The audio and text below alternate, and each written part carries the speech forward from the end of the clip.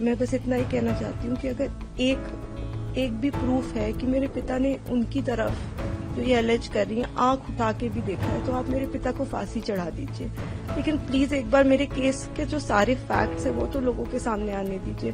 हम बहुत ही मुश्किल से जुडिशरी के पास गए थे, हमारे अपील में हमने सारे फैक्ट्स फाइल किए हुए हैं। उन्होंने अपनी टाइमिंग 3 बार बदली। पहले उन्होंने कहा दोपहर 2 बजे, फिर उन्होंने एक मीडिया स्टेटमेंट दिया, उन्होंने कहा नहीं 2 बजे नहीं हुआ, शाम को 6 बजे हुआ। ये उन्होंने ऐसे इसलिए किया क्योंकि ऑलरेडी एक फोटो है मेरे पिता की कि वो मम्मी के साथ एक इवेंट में मौजूद है 2 बजे। फिर फाइनली उन्होंने जब FIR लॉन्च की उसमें समय बदल दिया, 8 से 8:30 कर दिया। रिकॉर्ड पे है कि जो मेरे फादर की लोकेशन है, वो जो अलेज कर रही है जो जगह, उससे 17 किलोमीटर दूर मेरे फादर की लोकेशन है। वो खुद उस वक्त फोन पे बात कर रही हैं जिस वक्त उन्होंने ये टाइमिंग अलेज की है। तो इतने सारे सबूत होने, एम्स की रिपोर्ट है जो बता रही है कि वो 18 साल के ऊपर है और वो खुद को माइनर 15 साल की बच्ची बताती हैं। मैं बस ये आपके माध्यम से कहना चाहती हूँ कि मैं समझ रही हूँ कि आपकी भावना एक तरफ जुड़ी हुई है क्योंकि आपने ये सारे फैक्ट शायद कभी सुने नहीं है और ना किसी ने हमें नहीं अप्रोच किया कि आप अपना आपके फैक्ट्स क्या है। किसी ने उनसे कभी पूछा कि आप एक सबूत दिखा दीजिए कि आपकी तरफ कुलदीप सिंह सेंगर ने कभी आंख उठा के भी देखा। मैं कह रही हूँ अगर वो दिखा दे तो फांसी दे दे, लेकिन आप इस तरह का अनड्यू प्रेशर बना के, वो उन्होंने क्या किसी को बताया कि वो एक पॉलिटिकल पार्टी से एसोसिएटेड है। 2022 में उनकी मां ने विधानसभा का चुनाव लड़ा हुआ है उन्नाव से। ये सब चीजें वो नहीं बताएंगे क्योंकि वो सब चीजें उनके नैरेटिव को सूट नहीं करता। हम भी 2 बेटियां हैं, 8 साल से ड्यू प्रोसेस, मतलब हम कभी धरना देने नहीं बैठे, हम कुछ नहीं किया, हम ड्यू प्रोसेस पे विश्वास रखते और आज भी हमें पूरा विश्वास है कि अंत में, क्योंकि हमारा केस इतना स्ट्रांग है, अंत में हमारी जीत होगी।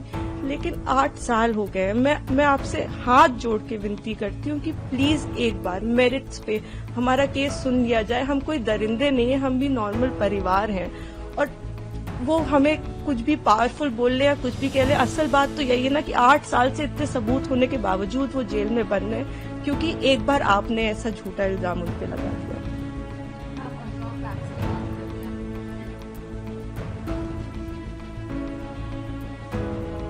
इस केस में इन्होंने स्टेटमेंट्स तो अपने बहुत सारे बदले ही हैं, जो कि आप अगर मुझसे कहेंगे तो मैं आपको डिटेल में प्रोवाइड कर दूंगी।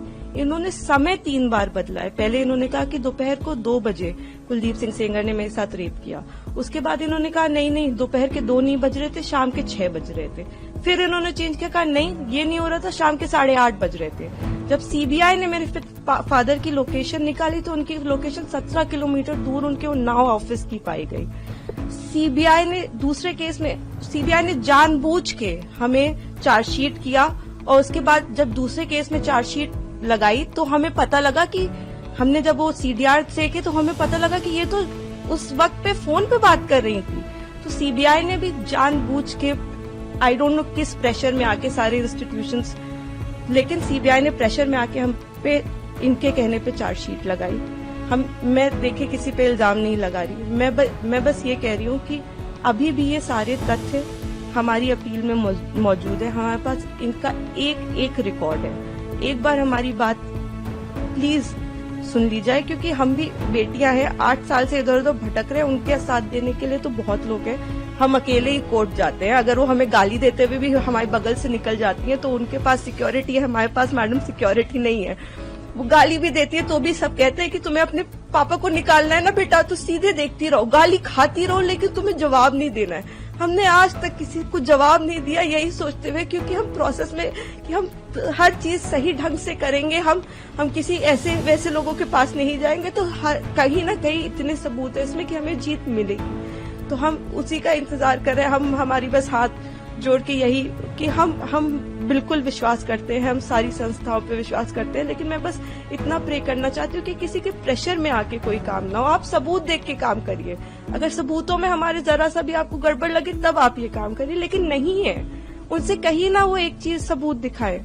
वो बोलते हैं कि ट्रक वाला जो एक्सीडेंट बताते, कितनी मिस इन्फॉर्मेशन है कि 11 बार कि हो सकता है IIT दिल्ली, CBI, NHRC सारी की एक्सपर्ट टीम बनाई गई थी, इसमें सबने पाया कि वो नेचुरल एक्सीडेंट था। मेरे फादर उस केस से डिस्चार्ज हो चुके हैं, लेकिन आप देखिए आपको कोई मीडिया चैनल नहीं बताएगा कि मेरे पिता उस केस से डिस्चार्ज हो गए थे, जिसमें वो कह रही हैं कि लोगों को मरवाया। आज भी आपने यही नैरेटिव बना रखा है कि लोगों को मरवाया। मतलब इतना झूठ, इतना मिस इन्फॉर्मेशन है वहां पे कि मैं बस रिक्वेस्ट करना चाहूंगी, प्लीज किसी तरह का मिस इन्फॉर्मेशन मत फैलाएं। आपके जैसे भी सवाल हो आप मुझसे पूछ लें।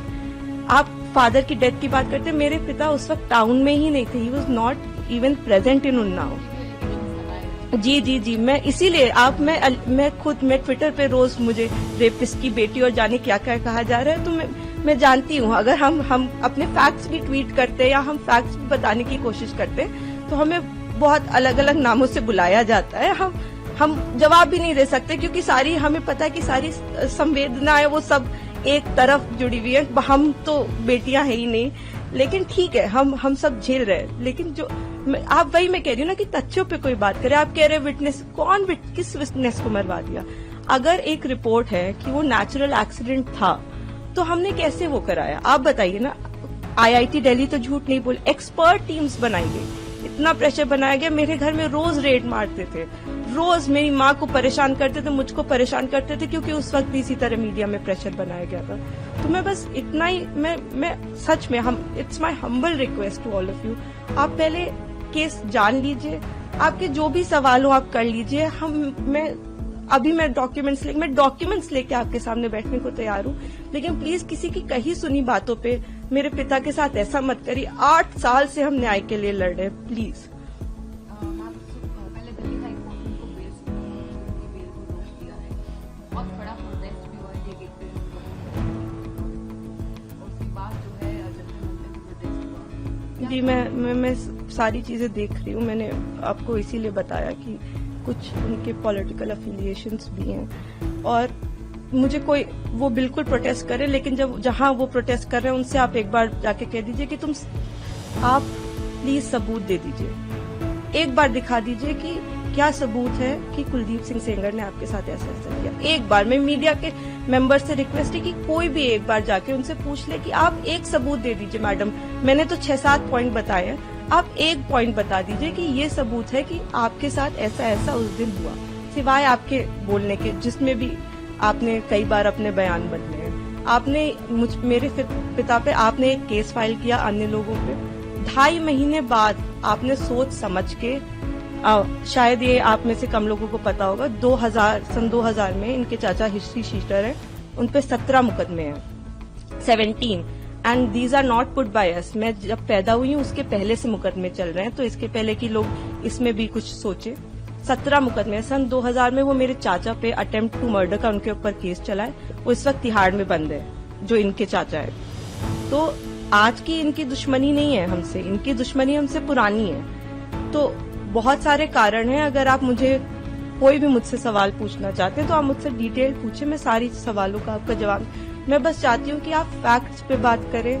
आप एक बार, मैं भावनाएं समझती हूँ सबकी, किसी को भी, मैं खुद एक बेटी हूँ, मुझे ये कहानी किसी बच्ची की सुनाई जाती तो मैं भी शायद ट्विटर पे गालियां ही लिख रही होती, लेकिन उस कहानी में कितना सच है ये जान लीजिए कि दूसरी तरफ भी हैं बेटियां, दूसरी तरफ भी लोग हैं। जिस इंसान को आप इतना बुरा समझ रहे हैं वो नहीं है, वो 2 बच्चियों के, और मैं इसलिए नहीं कह रही कि आप आर्ग्यूमेंट्स वो लेके आए, लेकिन वो भी इंसान, क्या उन्होंने देखा भी आंख से? आप एक प्रूफ दे दीजिए और आप मेरे पिता को फांसी पे चढ़ा दीजिए। मैं कह रही हूँ अगर एक भी सबूत है कि मेरे पिता ने उस लड़की की तरफ आंख उठा के भी देखा है तो आप मेरे फादर को फांसी दें। लेकिन अगर वो सबूत नहीं है तो हमें पूरा हक है कि हमारे भी सबूत सुने जाएं।